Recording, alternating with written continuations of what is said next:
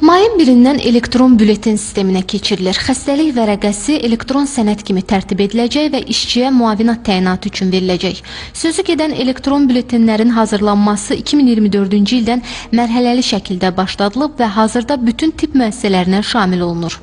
Sığorta olunanlar üçün xəstəlik vərəqələri yalnız elektron qaydada tərtib olunacaq və qəbul ediləcək. Bununla bağlı Səhiyyə Nazirliyindən müvafiq qurumlara aidiyyatı üzrə sirkulyar məktublar göndərilib və bildirilib ki, artıq 1 maydan etibarən bütün tibb müəssisələri səlahiyyətli həkimlər ki, onların elektron qaydada xəstəlik vərəqələrini tərtib etmə hüquqları var. Onlar artıq SİMA hüquqi imzasını əldə etməli və Vahid Səhiyyə İnformasiya Sistemində də müvafiq qaydada icazələr əldə etməlidir.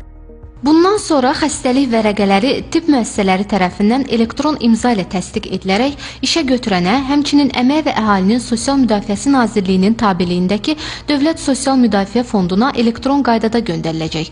Həmçinin elektron sənəd Dövlət Sosial Müdafiə Fondu tərəfindən işçiyə müvəqqəti əmək qabiliyyətinin itirilməsinə və hamiləliyə, doğuma görə müavinatların təyinatı üçün əsas olacaq. Prosesə artıq start verilib. Bu olduqca sadə bir prosesdir. Hər bir həkimin Vahid Səhiyyə İdarəetmə Sistemində özünün elektron qeydiyyatı mövcuddur. Həmin qeydiyyat vasitəsilə həkim xəstənin fin kodu, vəsiqəsi fin kodu, seriya və nömrəsi vasitəsilə bületin açılır. SİMA elektron imza vasitəsilə imzalanır.